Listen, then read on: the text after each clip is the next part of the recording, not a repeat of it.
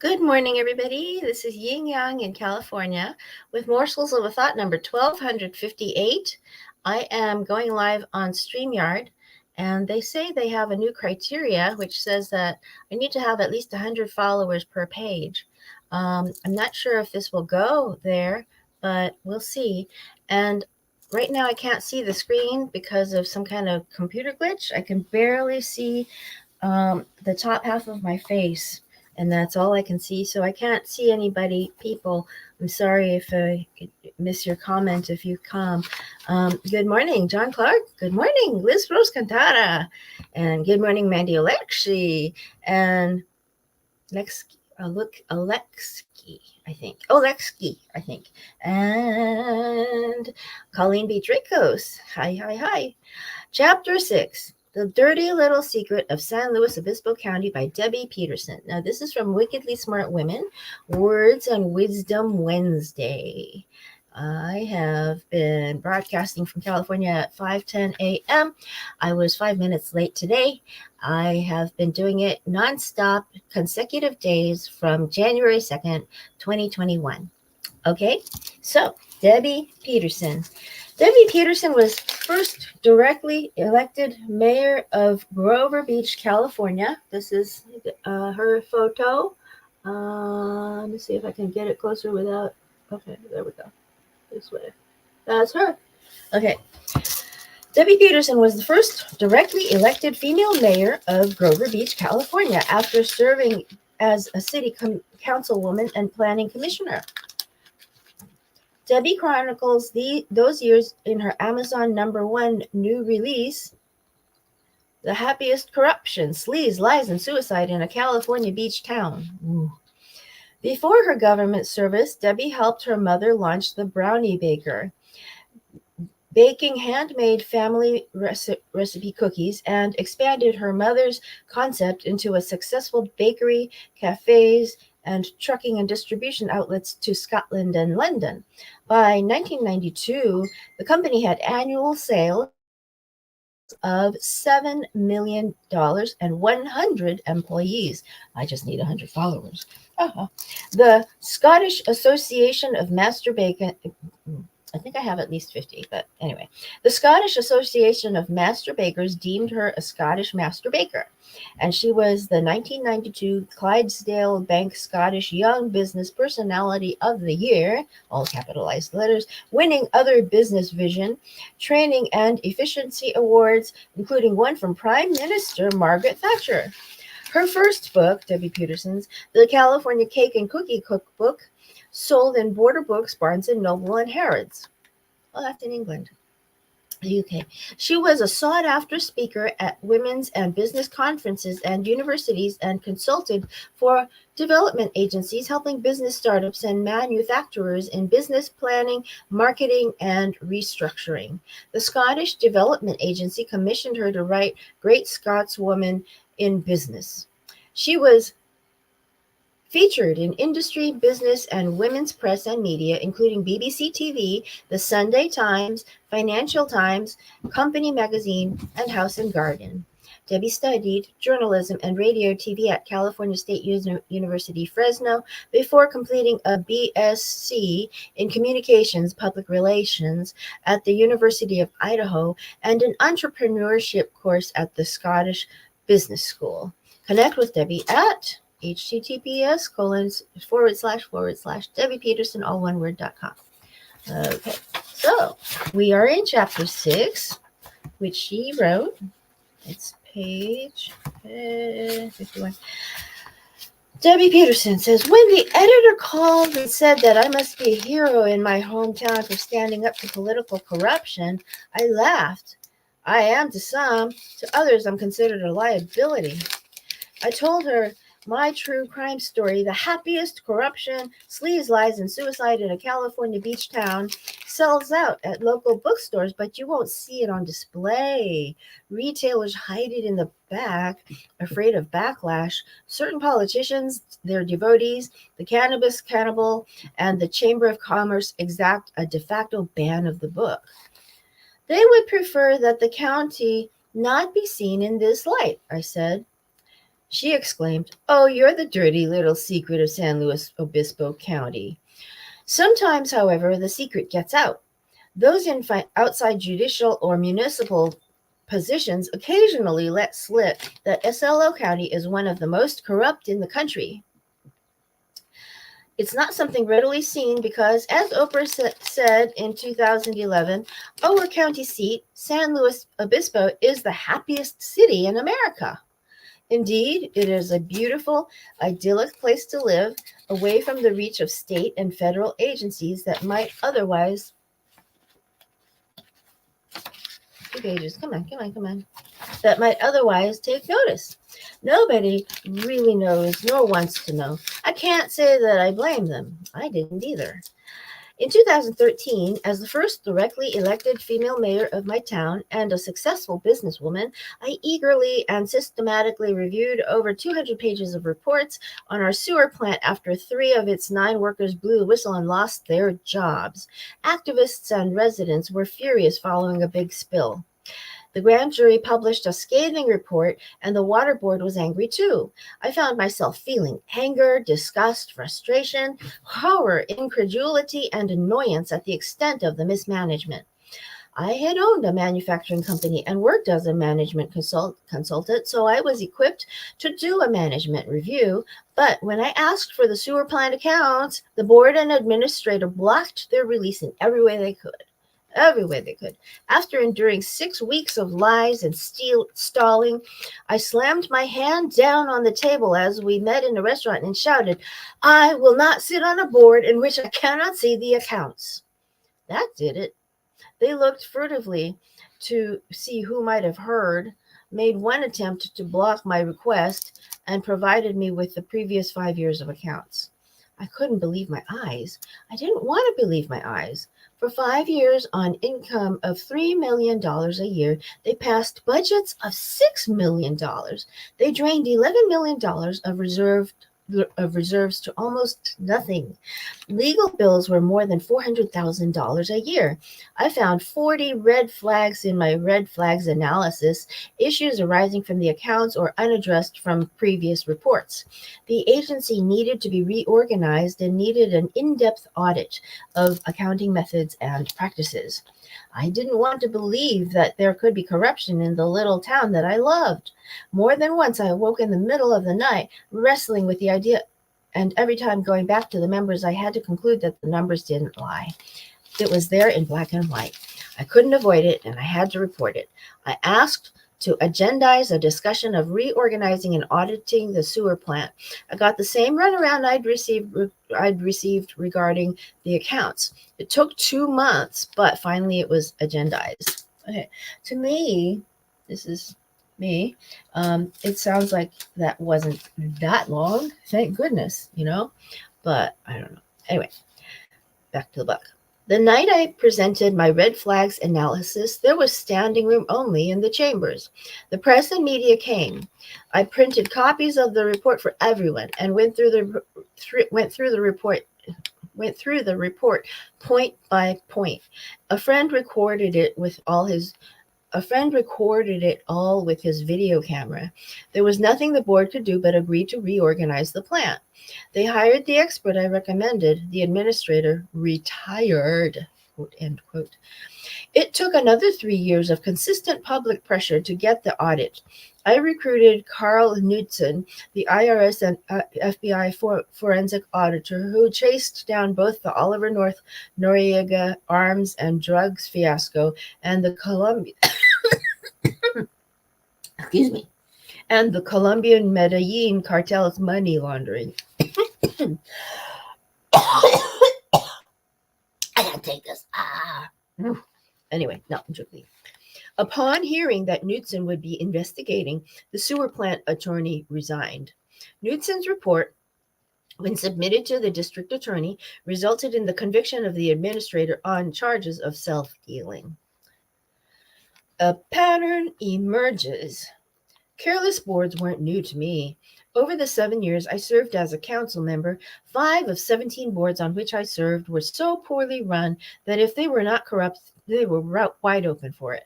One board was transitioning from private to government oversight.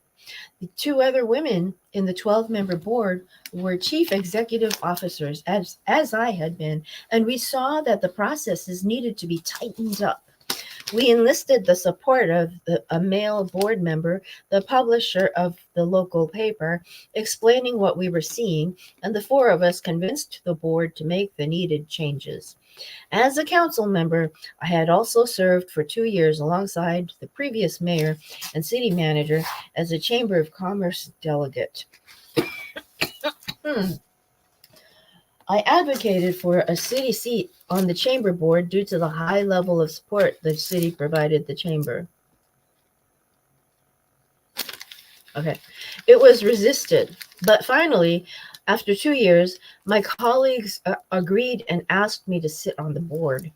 Within 2 months, the board admitted that the chief executive had been putting the bills in a drawer, not reporting them and not paying them, and they were $32,000 in the hole.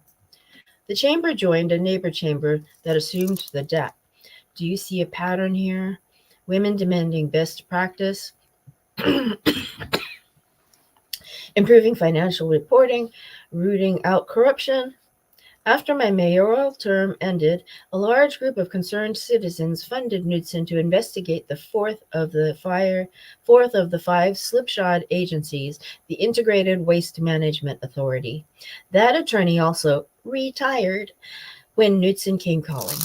Knudsen found more than $500,000 of credit card receipts at the mayor's house, many appearing to be personal.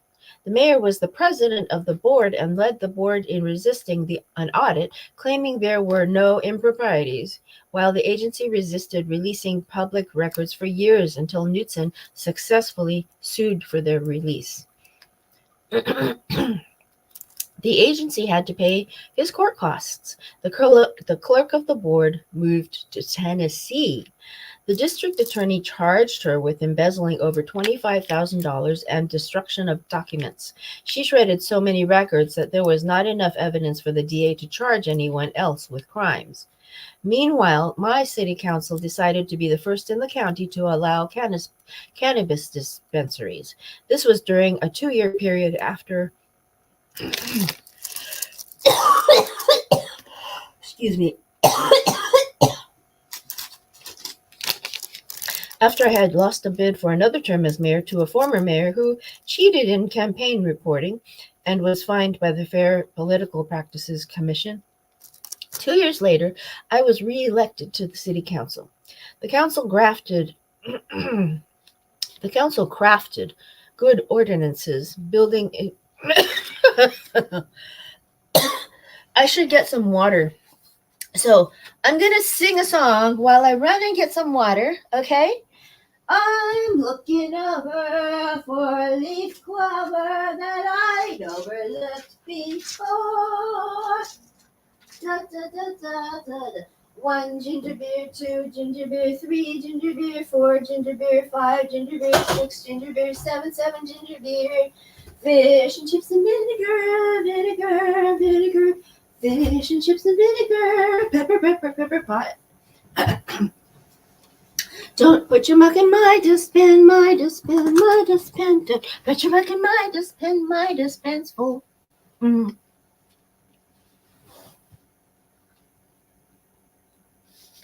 Okay, sorry about that. Took a minute. I guess I needed it. Okay. So meanwhile, my city council decided to be the first in the county to allow cannabis dispensaries.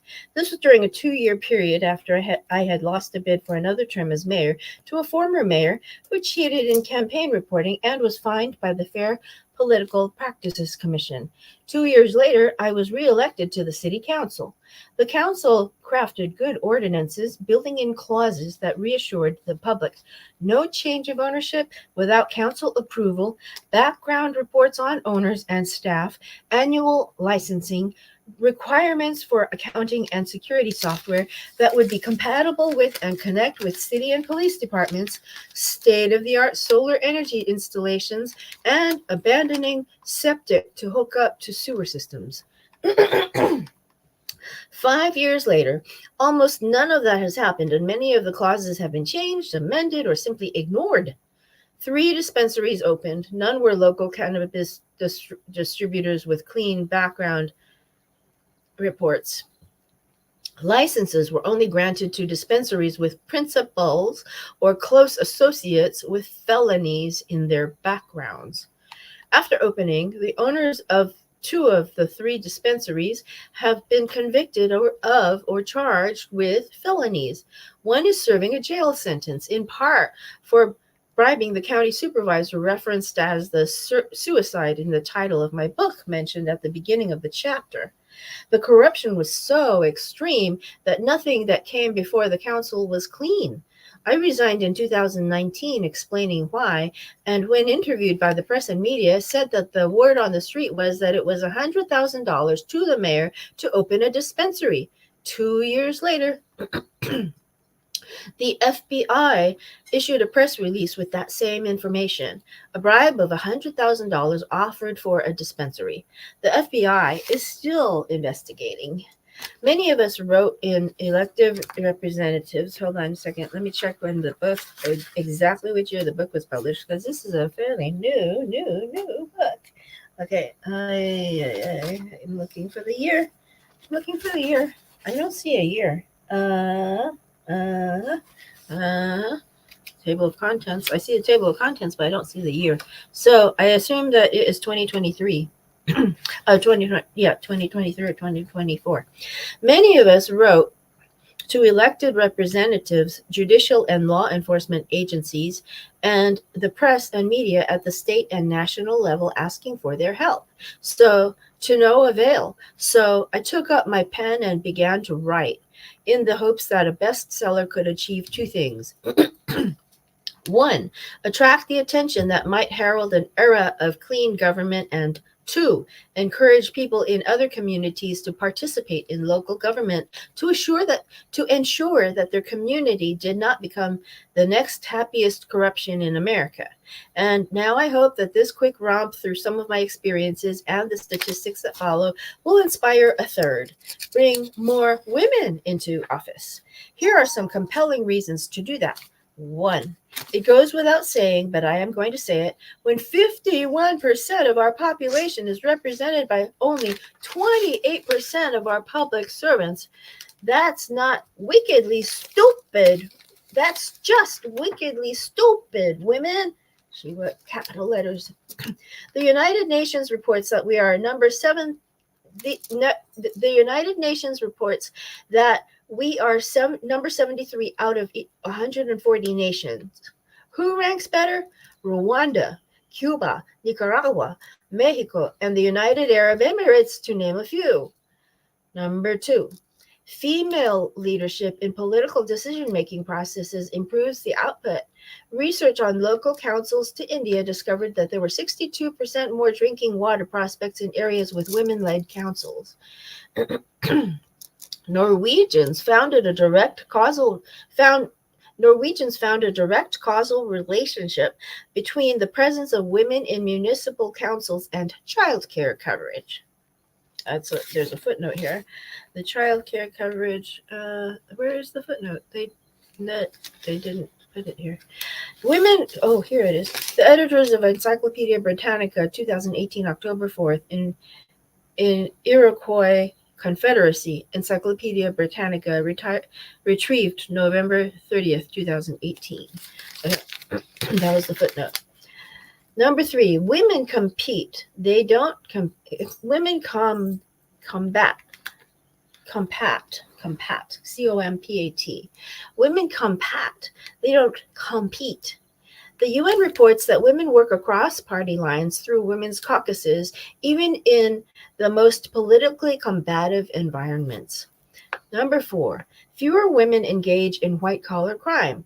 In his 2002 white paper on combating government vendor fraud, Carl Knudsen wrote that 75% of government fraud is carried out by men. E.M. Broker conducted a gender breakdown of defendants in financial scandals from 2001 to 2018 and found that 7% of those involved were women. This is interesting. The footnote doesn't show here. Okay. Study after study shows that boards with women are financially sounder. This is now so well known that it doesn't need documenting. Number 6. Countries run by women experience better health, less crime, and less destitution. Recent studies corroborate this. The earliest North American example is the Iroquois Confederacy Great Law of Peace of 5 Native American nations, the constitution of the oldest living participative democracy on earth, established in 1142. Ooh, 3 and 4. Those are Ibid and Johansson, B.E. 1995, dating the Iroquois Confederacy. Akwesasne notes new series 1, pages 2 to 6, pages 1, pages 62 to 63, retrieved November 30th, 2018. The information in the section that follows is graciously provided for free and open access by the University of Oklahoma College of Law, Digital Commons, and the American Indian Law Review. The U.S. Constitution models the Great Law of Peace in all but 2 precepts. The 7th generation principle that leaders must consider the effects of their actions unto 7 generations, and the leadership role of women. Wow. The footnote says Renee Jacobs, The Iroquois Great Law of Peace and the United States Constitution, How the Founding Fathers Ignored the Clan Mothers. 16 A.M. Indian 1, revision 497, I think it's revision, 1991, https digitalcommons.law.ou.edu/AILR/vol16/ISS2/5. Okay, so then clan mothers are the most respected members of Iroquois society and hold the highest positions of authority, and they manage the public treasury. They appoint chiefs and depose them if they do not serve the public trust. Theft, hunger, and destitution were unknown among the Iroquois. The footnote says Father Joseph Lafitau, Lafitau, who spent considerable time among the Iroquois, summarized the position of women with more clarity. Former U.S. Commissioner of Indian Affairs John Collier wrote, "The Iroquois wrought a social institution, a system of greatness of human relationships, a system for evoking maximum genius and for socializing it, and a role of women in society which may stand today as the most brilliant creation in the record of man." The footnote says, Roman numeral 1. Collier, Indians of the Americas, 120, page 120, 1947. Okay. If the tenets of equality, tenets, not tenants, tenets. If the tenets of equality of the Iroquois Great Law had been adopted by the U.S. system, the status of women in America would have been radically altered. It has been noted that the subjugation of colonial women was not entirely dissimilar from the way slaves were treated. Footnote says, C. Horowitz and M. Weissman, A History of Women in America, 1980. Women were classed as chattel, the personal property of men. That's common law, used to be. Upon marriage, colonial women could not sue, be sued, enter into contracts, make wills, keep their earnings, or control their property. A man could chastise his wife, restrain her freedom, beat and rape her. Number 9. Law, Founding Fathers, Supra Note 71 at 25.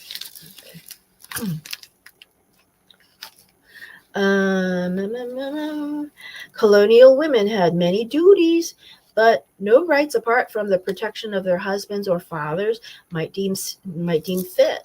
In contrast, Iroquois women had many rights and duties and received great respect. Both Benjamin Franklin and Thomas Jefferson believed that an Iroquoian style culture provided more opportunity for happiness than a European model. Footnote says, letter from Thomas Jefferson to Angelica Schuyler, Schuyler Church, September 21st, 1788. Reprinted in the Papers of Thomas Jefferson, 623, J. Boyd, editor, 1956. Number 7. People in nations with higher numbers of women in power report being happier. The 5 Nordic countries, Finland, Denmark, Norway, Sweden, and Iceland, have all been in the top 10 in each United States World Happiness Report, and their parliaments are composed of 44% women. The Nordic countries came out on top on most global scales. The state of democracy and political rights, lack of corruption, trust between citizens, felt safety, social cohesion, gender equality, equal distribution of incomes, Human Development Index. That's the Nordic exceptionalism. What explains why the Nordic countries are constantly among the happiest in the world. The World Happiness Report. The other countries regularly found at the top of international life satisfaction scales, Switzerland, the Netherlands, New Zealand, Canada, and Australia, share the same traits: high-quality, non-corrupt state institutions able to deliver what they promise, are generous in taking care of citizens in various adversities, with a well-functioning democracy where citizens feel free and trust each other and their government institutions. These are things that women excel in. As Jefferson noted in 1809, take the care of human life and happiness and not their destruction is the first and only legitimate object of good government. And the footnote says, there's no footnote. It disappeared. They didn't put it here. Here's a footnote, but there's no footnote. Okay. Do you want to make the world a better place? The average American pays more than $500,000 in taxes over a lifetime. Do you want the $500,000 you pay in taxes over your lifetime put to good use? Are you concerned that Social Security will run out of money in the next few years? Do you want honest politicians? If so, elect women. Ladies, run for office. Be wickedly smart and make it work as only you can do. So I had no viewers this morning, which means that something is wrong with my broadcasting system. I am going to look at StreamYard right now and see if I can get it to show. And I can't get it to show. So I'm going to go back to Facebook and see if I have any way to put this there, if it's not already there. And I can't end the stream because something is wrong with the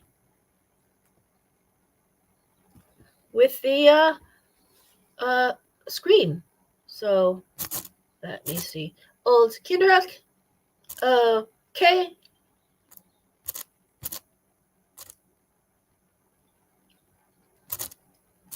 Okay. 1 ginger beer, 2 ginger beer, 3 ginger beer, 4 ginger beer, 5 ginger beer, 6 ginger beer, 7 ginger beer. Fish and chips and vinegar, vinegar. Fish and chips and vinegar, pepper pot. Okay, I think I have to restart my computer some way. And even then, it may still be on. So we'll see. I'm going to start my computer again.